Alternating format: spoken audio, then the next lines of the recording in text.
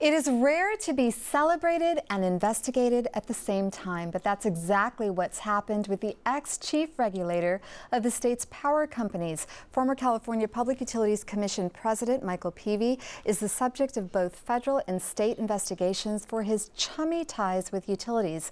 And last night, Peavy was honored at a $250 a plate party. Ratepayer attorney Maria Severson joins me to talk about the Peavy scandal. Maria, welcome. Thank you. Former PUC chief Michael Peavy is under intense scrutiny for his alleged inappropriate contact with PG&E executives after the San Bruno explosion in 2010 that killed 8 people. And yet last night he was honored at a lavish party. What does this party say to the public?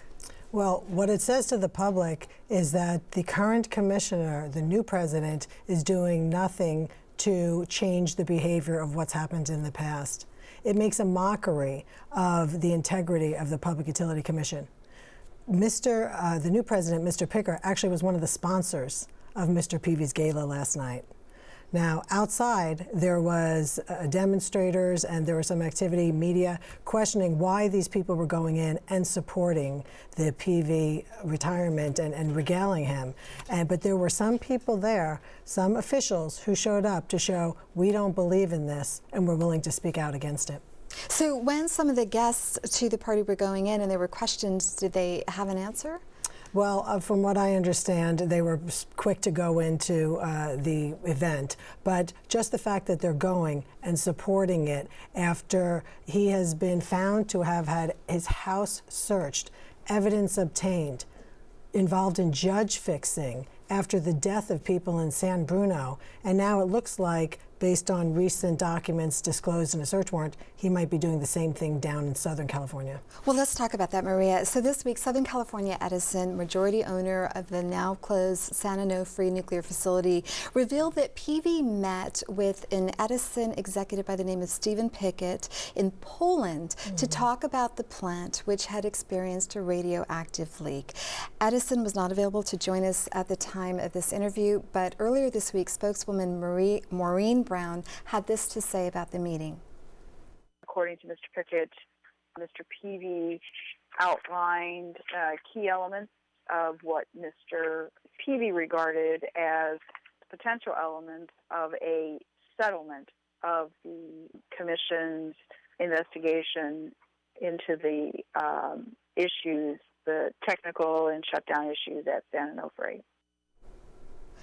So, Maria, what effect will knowledge of this meeting have on the multi-billion-dollar settlement that the PUC reached with Edison for the shutdown costs of the facility and which customers are required to pay the majority of? Sure. Well, the effect is it casts a long and dark shadow over the entirety of the proceedings.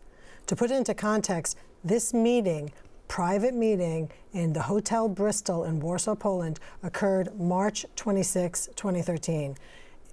This was during the course of the proceedings that ratepayers were involved in. Any proceedings after that with putting on of evidence was really a charade.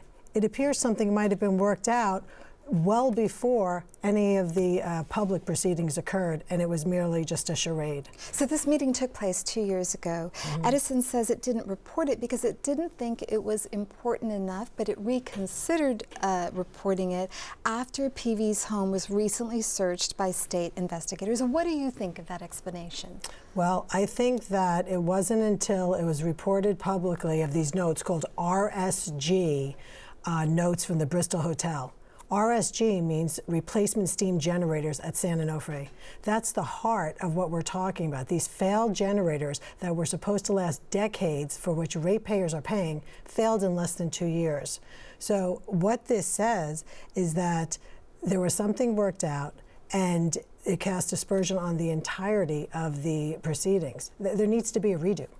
So that's my next question. What recourse do ratepayers have at this point legally? Well, those who are participating in the proceedings we've asked for a rehearing based on what we found out.